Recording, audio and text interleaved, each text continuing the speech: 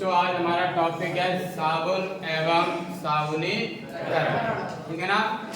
तो हम लोग हेडिंग डालेंगे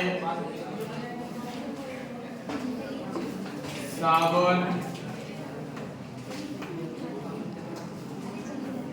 एवं साबुनीकरण।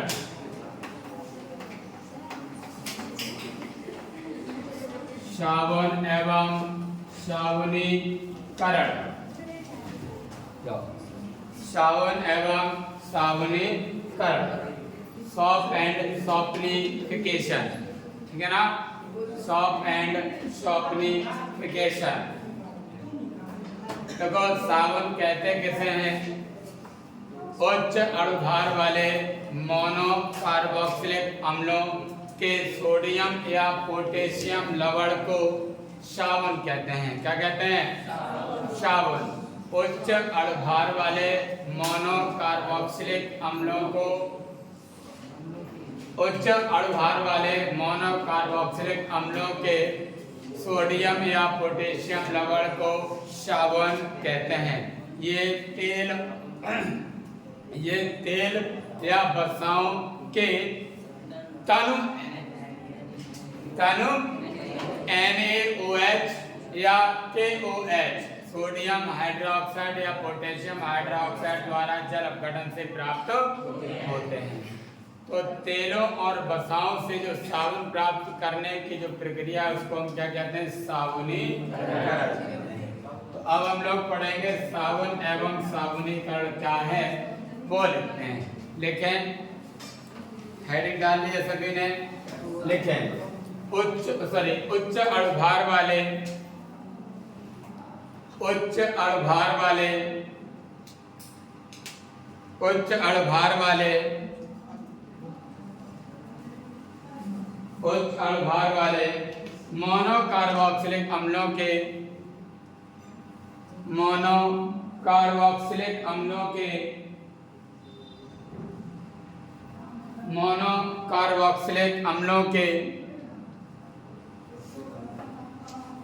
मोनोकार्बोक्सिलिक अम्लों के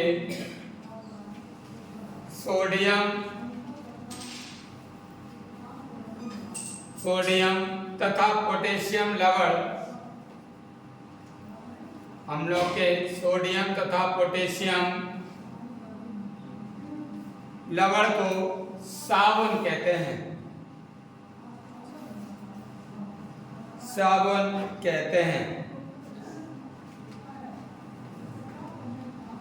साबुन कहते हैं। अब नई लाइन से लिख सकते हैं बच्चों।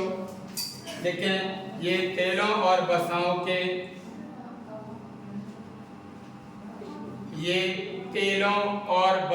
से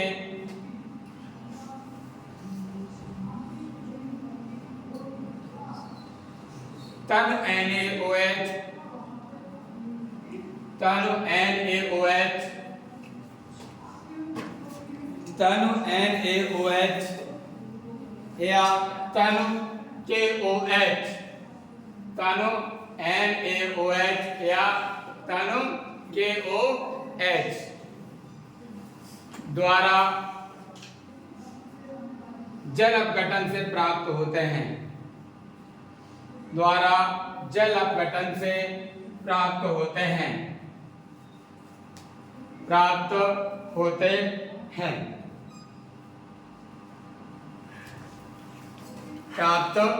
हैं। ठीक है ना बच्चों। ध्यान दीजिएगा, मैंने बताया ये तेल और वसाओं के तनु NaOH तथा KOH के जल अपघटन से प्राप्त होते हैं। इसका मतलब हमारे पास कोई वसा ले लो और NaOH या KOH ले लो, दोनों की रिएक्शन से जल अपघटन से जो बनेगा वो क्या कहलाएगा? साबुन कहलाएगा। बच्चों हमारे पास एक वसा है जिसको हम स्टेरीन कहते हैं। क्या कहते हैं? स्टेरीन कहते हैं। CH3O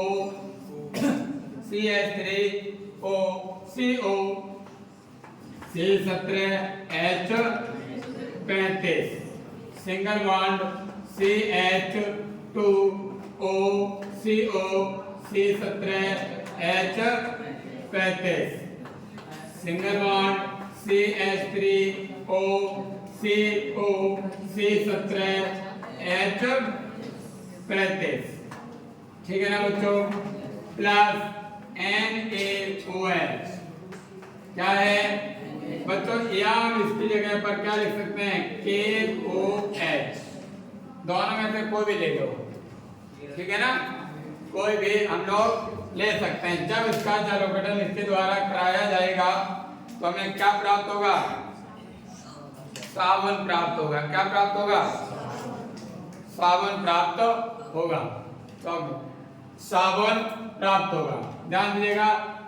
जब इसका ये कौन सा बसा है, स्टेरीन, कौन सा है, स्टेरीन, ये एक बसा है, क्या है, बसा है। इसका जल अपघटन हम कराएंगे NaOH या KOH से, तो यहाँ पर CH2OH सिंगल बॉन्ड CH बच्चों यहाँ पर 2 3 4 CH2 2 2 4 1 2 3 4 बच्चों पहले से गड़बड़ हो गई यहाँ पर CH2 यहाँ CH यहाँ CH2 1 2 3 4 ठीक है ना। CH2OH CHOH single bond CH2OH ठीक है ना, क्या बना OH, यहाँ 3 लगा सकते हैं ना, OH प्लस क्या बनेगा C17H35 COONA ठीक है ना, C17H35 COONA, या बच्चों हम कह सकते हैं C17H35 COOK लिख सकते हैं। क्या लिख सकते हैं, के बच्चों 3 है, उधर बैलेंस कितने हैं, 3, क्योंकि C17H35 कितने थे, 3, इनको 3 किया, क्या किया, 3 किया, तो इन सबके 3 3 हो गए, तो इसीलिए यहाँ पर भी क्या लगाया था, 3। तो बच्चों इन्हीं को हम क्या कहते हैं, साबुन कहते हैं। क्या कहते हैं, साबुन। ये सोडियम का साबुन है, ये पोटेशियम साबुन है, और ये क्या बच्चों, ग्लिसरॉल, क्या है, ग्लिसरॉल ठीक है ना। मैंने क्या कहा, उच्च भार वाले मोनोकार्बोक्सिलिक अम्लों के सोडियम या पोटेशियम लवण को क्या कहते हैं, साबुन कहते हैं। ये तेलों और बसाओं के तनु KOH या NOH के जल अपघटन से प्राप्त होते हैं। तो ये आप रिएक्शन नोट कर लेंगे, ठीक है।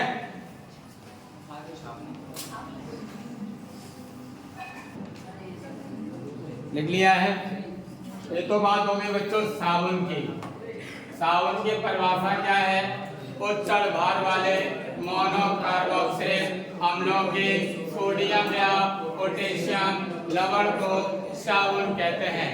क्या परिभाषा होगी, उच्च भार वाले मोनोकार्बोक्सिलिक अम्लों के सोडियम या पोटेशियम लवण को क्या कहते हैं, साबुन कहते हैं। इसे किससे बनाया जाता है, तेल या वसाओं के तनु NaOH या KOH द्वारा जल अपघटन से प्राप्त किया जाता है। इससे प्राप्त किया जाता है तेल या वसाओं के तनु KOH या NaOH से जल अपघटन द्वारा प्राप्त किया जाता। ये तो बात हो गई साबुन की। अब बात करते हैं सैपोनिफिकेशन, साबुनीकरण की। साबुनीकरण क्या है, तो देखते हैं बच्चों नई लाइन से। साबुनीकरण देखो, तेल और वसाओं के तेल और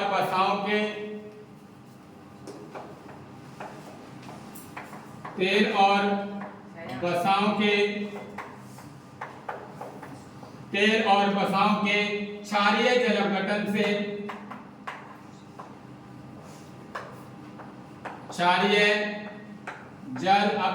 से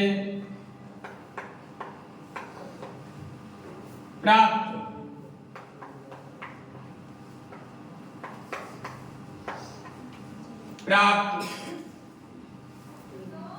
जल अपघटन से प्राप्त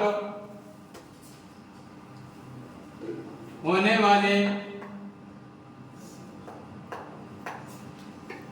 प्राप्त होने वाले साबुन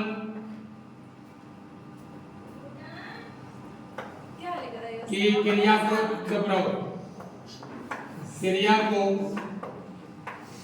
साबुनीकरण कहते हैं।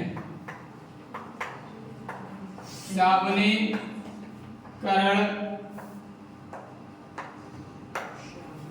कहते हैं। ठीक है ना, ध्यान दीजिएगा, बिल्कुल सही लिखा है। ठीक है, क्या कह रहा है, तेल हो या वसा हो उसके क्षारीय जल अपघटन, क्षारीय मतलब NaOH या UOH, क्षारीय जल अपघटन से प्राप्त होने वाले साबुन की होने वाली क्रिया को ही क्या कहते हैं, साबुनीकरण। क्या कहते हैं, साबुनीकरण। क्या बोला है, तेल और वसाओं के क्षारीय जल अपघटन से प्राप्त होने वाले साबुन की क्रिया को साबुनीकरण कहते हैं। ठीक है, तो साबुन क्या है और साबुनीकरण क्या है, ये समझ में आया। तो साबुन क्या है, उच्च भार वाले मोनोकार्बोक्सिलिक अम्लों के सोडियम या पोटेशियम लवण को साबुन कहते हैं। और साबुनीकरण तेल और वसाओं के क्षारीय जल अपघटन से प्राप्त होने वाले साबुन की क्रिया को क्या कहते हैं, साबुनीकरण कहते हैं। बोलो बच्चों, बात समझ में आ गई या नहीं ना। अब हम लोग अगला बिंदु लिखते हैं बच्चों, साबुन के प्रकार क्या क्या होते हैं। ठीक है ना, साबुन के प्रकार लिखते हैं हम लोग। क्या लिखते हैं, साबुन के प्रकार। साबुन के प्रकार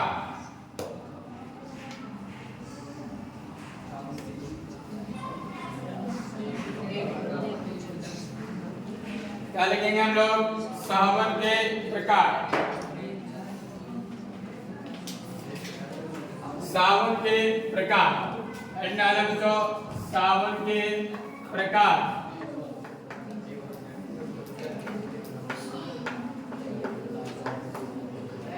साबुन के प्रकार। बच्चे एक बात ध्यान रखें, दैनिक जीवन में उपयोग के आधार पर साबुन दो प्रकार के होते हैं। कौन कौन से, एक तो कपड़े धोने वाला साबुन और एक नहाने वाला साबुन।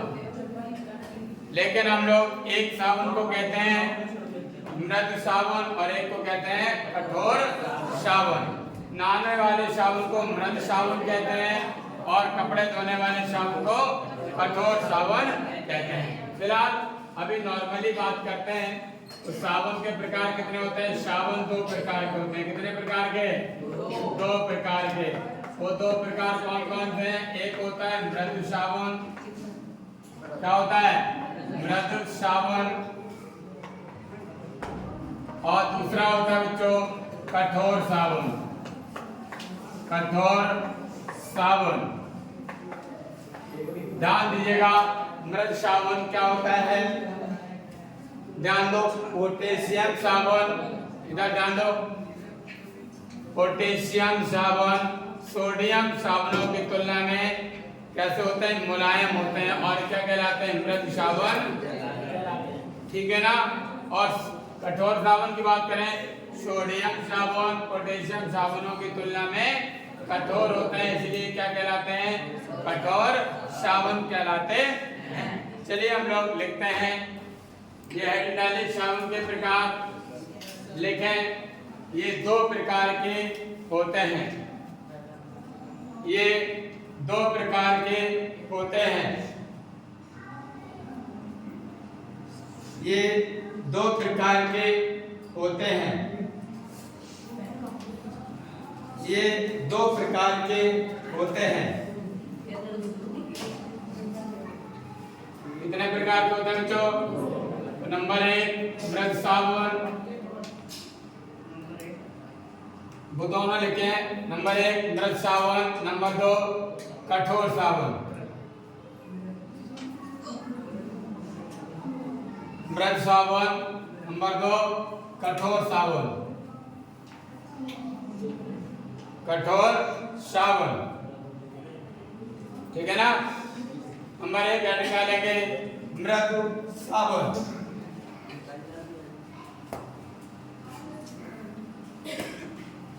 देखो पोटेशियम साबुन, ठीक है, पोटेशियम साबुन सोडियम साबुनों की तुलना में, पोटेशियम साबुन सोडियम साबुनों की तुलना में मुलायम होते हैं, मुलायम होते हैं, मुलायम होते हैं और मृदु साबुन कहलाते हैं, और मृदु साबुन कहलाते हैं। मृदु साबुन कहलाते हैं। बच्चों पहले डालेंगे कठोर साबुन, क्या डालेंगे? कठोर साबुन।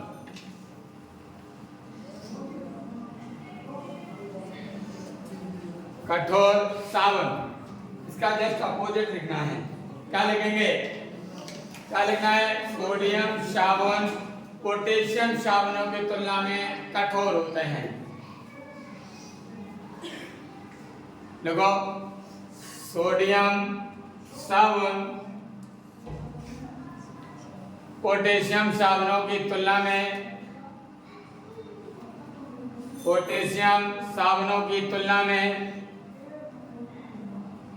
पोटेशियम साबुनों की तुलना में, पोटेशियम साबुनों की तुलना में कठोर होते हैं, कठोर होते हैं और कठोर साबुन कहलाते हैं, और कठोर साबुन कहलाते हैं। ठीक है ना बच्चों? पोटेशियम साबुन जो होते हैं वो कैसे होते हैं? मृदु साबुन होते हैं, और जो पोटेशियम साबुन होते हैं वो कैसे? मृदु साबुन, और सोडियम साबुन होते हैं वह कठोर साबुन होते हैं। ओके, अब बात करेंगे नई लाइन से। बच्चों दैनिक जीवन में उपयोग के आधार पर कितने प्रकार के होते हैं वो लिखते हैं। बच्चों नई लाइन पे पॉइंट लिखेंगे, दैनिक जीवन में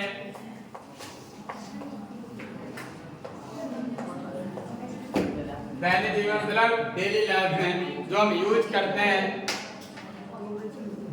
उसके अकॉर्डिंग अगर हम बात करें तो कितने प्रकार के होंगे। तो देखो दैनिक जीवन में उपयोग के आधार पर, दैनिक जीवन में उपयोग के आधार पर साबुन दो प्रकार के होते हैं।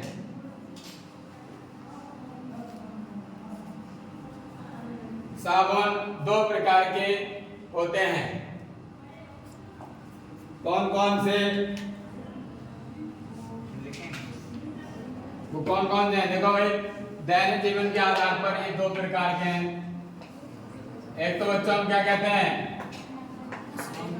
नहाने वाला साबुन या नहाने वाले साबुन ऐसे लिख सकते हैं, क्योंकि एक की बात नहीं सबकी बात कर रहे हैं। नहाने वाले बच्चों यही साबुन वो साबुन होते हैं जिन्हें हम अभी मैं क्या बोला था? मृदु साबुन। इन्हीं को हम क्या कहते हैं? मृदु साबुन। एक होते हैं बच्चों कपड़े धोने वाले साबुन, कपड़े धोने वाले साबुन, इनको हम अभी कठोर साबुन कहते थे। ये कौन से होते साबुन? कठोर साबुन। दोनों के नाम इनको एक और दो। नहाने वाले साबुन इनको हम ब्रश साबुन कहेंगे। नंबर दो कपड़े धोने वाले साबुन जिन्हें हम क्या कहते हैं? कठोर साबुन कहेंगे। क्या कहेंगे? कठोर साबुन।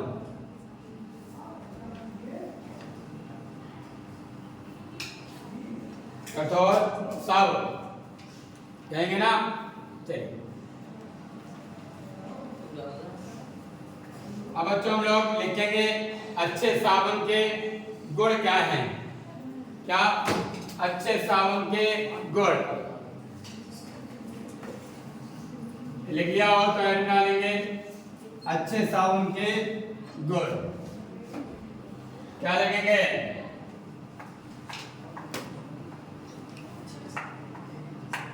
अच्छे साबुन के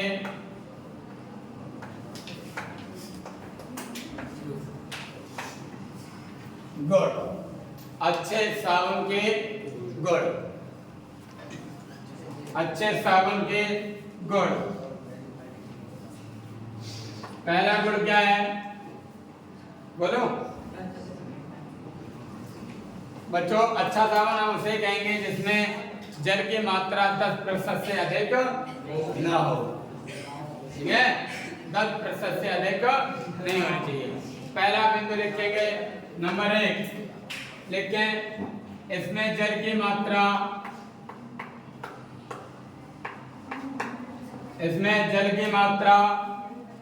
10% से अधिक 10% से अधिक नहीं होनी चाहिए। 10% से अधिक नहीं होनी चाहिए।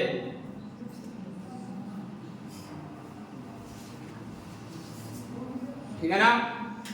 दूसरा पॉइंट लिखेंगे नंबर 2 साबुन में क्षार नहीं होना चाहिए। साबुन में क्षार नहीं होना चाहिए।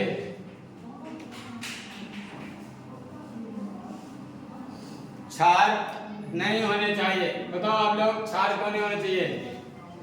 आप लोगों को पता है क्षारों में संचारक का गुण पाया जाता है ना, और जब संचारक का गुण पाया जाएगा तो ये आपकी स्किन पर त्वचा पर क्या करेंगे? हानिकारक प्रभाव डालेंगे।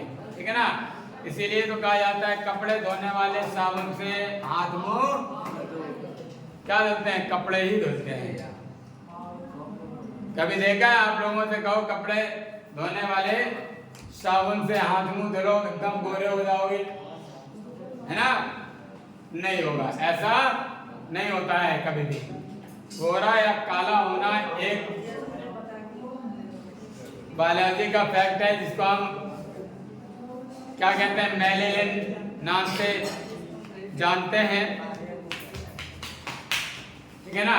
उसकी मात्रा जब अधिक हो जाती है तो व्यक्ति कैसे हो जाता है? काला। और जब उसकी मात्रा कम हो जाती है तो क्या हो जाता है? गोरा।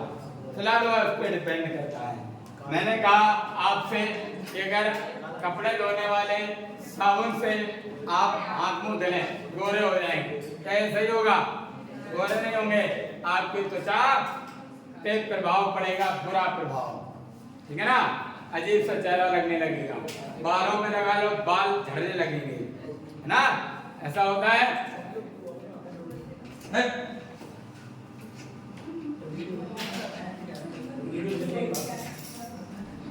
क्या होगा? हानिकारक प्रभाव डालेगा। इसलिए साबुन में क्या नहीं होने चाहिए? क्षार नहीं होने चाहिए। अगला पॉइंट लिखें नंबर 3। तीसरा पॉइंट लिखें साबुन चिकना तथा मुलायम होना चाहिए।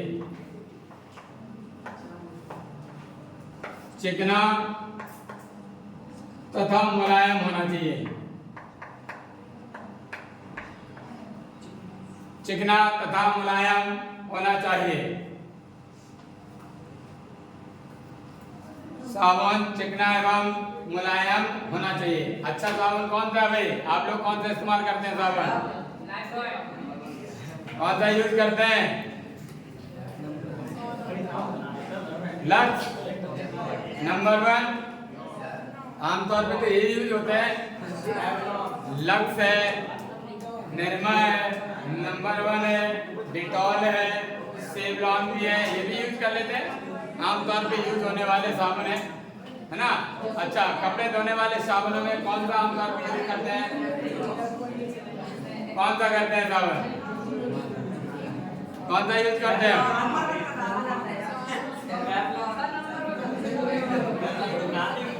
हमारे जो दांत है ना, जो आप दिखा रहे हैं बहुत ही अच्छे लग रहे हैं ना। मैं कुछ पूछ रहा हूँ और कुछ भी जवाब दे रहे हो, है ना? कहीं नाक और कहीं मुंह डाल रहे हो, कहने पे बेबस कर देते हो, है ना। मैंने क्या पूछा, कपड़े धोने वाले साबुनों में कौन कौन से साबुन हैं जिन नामों से आप लेके आते हैं? जैसे बताओ, रेन आ गया, गड़ी है, टाइड, सर्फ एक्सेल, विदिशा, और अभी फेनाइल लेना, और पूजा, और कौन सा है? जय, जय और तस्वीर, जय, तस्वीर, विदिशा, है ना, फेनाइल लेना, और रेन, टाइड, सर्फ एक्सेल, और नाम। इनमें से सबसे अच्छे साबुन किसे बताया जाता है? Rin, Tide, Surf Excel. इस साबुन को ब्रांडेड कहा जाता है, गाड़ी से भी बेहतर माना जाता है ना। इन 3 प्रकार के साबुनों को बेहतर माना जाता है। उनको लगता है कि ये साबुन ऐसे हैं जिसमें 10% से अधिक जल नहीं है, अधिक क्षार नहीं है, ये चिकने और मुलायम होते हैं। आप कभी पकड़ के देखना, ये रेन है, टाइड है, सर्फ एक्सेल है, थोड़े चिकने होते हैं। सर्फ एक्सेल देखना चिकना होगा, क्या होगा? अगला पॉइंट लिखते हैं नंबर 4, इसमें कीटाणुनाशक पदार्थ मिले होने चाहिए।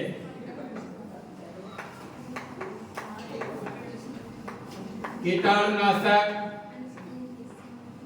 पदार्थ मिले होने चाहिए। कीटाणुनाशक पदार्थ मिले होने चाहिए। कीटाणुनाशक पदार्थ मिले होने चाहिए। नहीं, बस इतने ही। ध्यान दो, अच्छे साबुनों के गुण क्या क्या होते हैं? इसमें 10% से अधिक जल नहीं होना चाहिए, इसमें क्षार नहीं मिला होना चाहिए, साबुन चिकना तथा मुलायम होना चाहिए, और कीटाणुनाशक पदार्थ मिले होने चाहिए। ठीक है ना। बताओ, अच्छे साबुनों के गुण क्या क्या होते हैं? कि इसमें 10% से अधिक जल नहीं होना चाहिए, दूसरा क्षार नहीं होना चाहिए, तीसरा चिकना तथा मुलायम होना चाहिए, चौथा कीटाणुनाशक पदार्थ मिले होने चाहिए। ठीक है ना। तो कुल कितने 4 मुख्य गुण हैं जो अच्छे साबुन के होते हैं। 10% से अधिक। कोई परेशानी है? टाइम अभी तेरा खराब हो जाएगा फिर। नहीं बताओ, खराब कर दे तुम्हारा टाइम।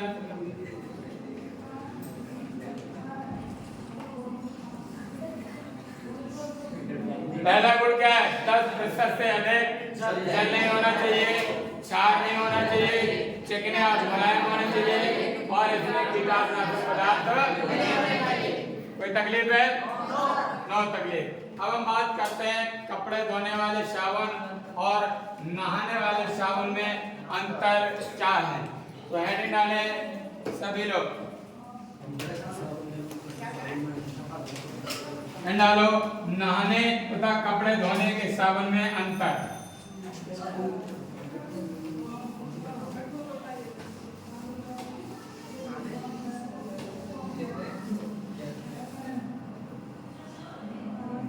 हेडिंग डालें नहाने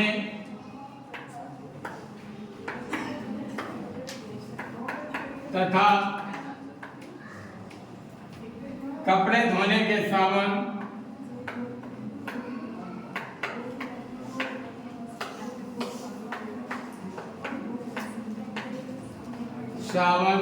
में अंतर।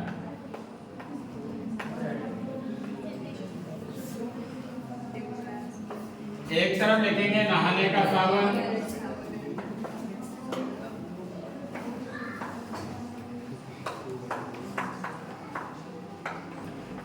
एक तरफ लिखेंगे कपड़े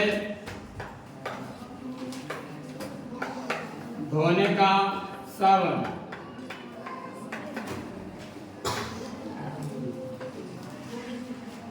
अंतर लिखेंगे पहला। बताओ पहला अंतर तो यही है क्या? नहाने वाला साबुन नहाने के काम आएगा और कपड़े धोने वाला साबुन पहला। जनरली बात है, आमतौर पे जैसा नाम है उसी के हिसाब से कह सकते हैं कि नहाने वाला साबुन नहाने के काम आता है और कपड़े धोने वाला साबुन इससे तात्पर्य ये है कि गंदी वस्तुओं को साफ करने पदार्थ कपड़े के अलावा हम बात भी धो सकते हो आपसे, है ना, ऐसा भी हो सकता है। फिलहाल देखो आमतौर पे पहला पॉइंट लिखेंगे, लिख के ये नहाने के काम आते हैं, ये नहाने के काम आते हैं। ये दूसरी तरफ लिखेंगे, ये कपड़े धोने के काम आते हैं।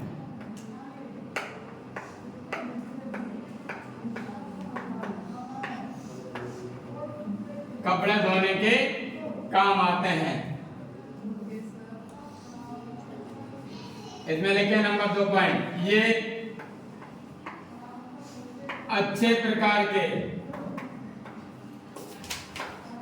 तेलों और वसाओं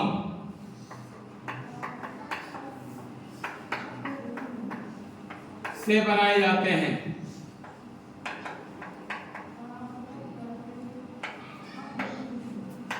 बनाए जाते हैं। ये कैसे बनाए जाएंगे?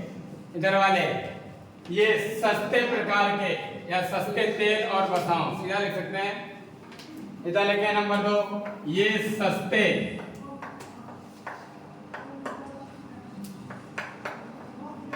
तेल और वसाओं से बनाए जाते हैं।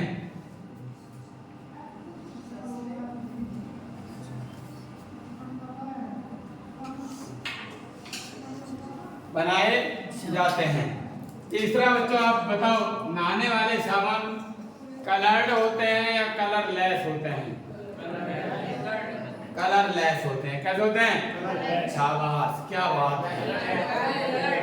कलर्ड होते हैं, रंगीन होते हैं कि नहीं? और क्या इसमें सुगंध आती है? नहीं, सुगंध आती है, आती है ना बच्चों। सुगंध आने के लिए और रंग आने के लिए इसमें कुछ विभिन्न प्रकार के पदार्थ मिलाए जाएंगे, है ना। तो लिख सकते हैं इधर ये पदार्थ मिलाने की जरूरत है? कोई जरूरी नहीं है, मिला भी दो नहीं मिला कोई फर्क नहीं पड़ता है ना। तो तीसरा पॉइंट लिखें, इन साबुनों को रंगीन,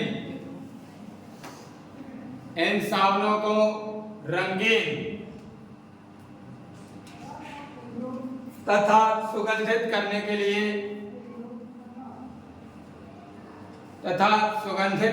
लिए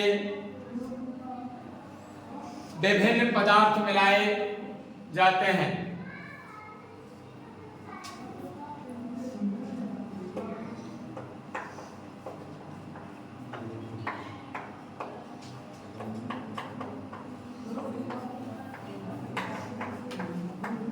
विभिन्न पदार्थ मिलाए जाते हैं। इधर लिख दो तीसरा पॉइंट,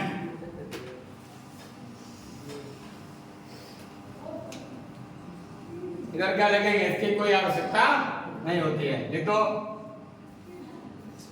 इनमें इन पदार्थों की कोई आवश्यकता नहीं होती है। इधर लिख दो, इनमें इनकी क्या बोला? इनमें इन पदार्थों की, इनमें इन पदार्थों की कोई आवश्यकता नहीं होती है, मतलब जरूरी नहीं है, कोई आवश्यकता नहीं होती है। अगला पॉइंट देखिए नंबर 4, इनमें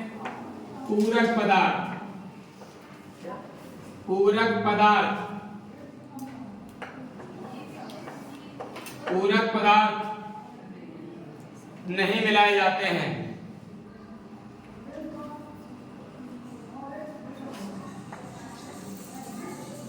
इधर क्या लिख देंगे? इनमें पूरक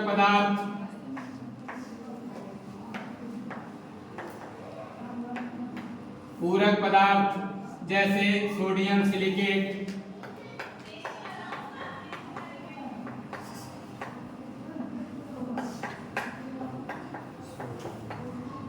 जैसे सोडियम, सिलिकेट आदि मिलाए जाते हैं, आदि मिलाए जाते हैं, आदि मिलाए जाते हैं। बच्चों पूरक पदार्थ मतलब इधर वजन बढ़ाने के लिए कोई अन्य पदार्थों की जरूरत नहीं होती, इधर वजन बढ़ाने के लिए कुछ पदार्थ मिला देते हैं, वेट ज्यादा हो जाए, है ना। इन्हीं पदार्थों को पूरक पदार्थ कहते हैं ना। नेक्स्ट और लास्ट पॉइंट लिखते हैं, इनमें हानिकारक क्षार बिल्कुल नहीं होते,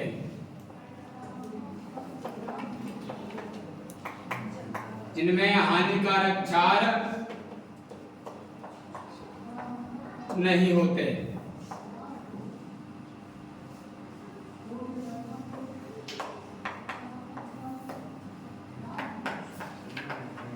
इनमें हानिकारक क्षार नहीं होते, इधर इनमें हानिकारक क्षार होते हैं। जब होंगे ये क्या करेंगे, त्वचा पर हानिकारक प्रभाव डालेंगे। बड़ी बात समझ में आई?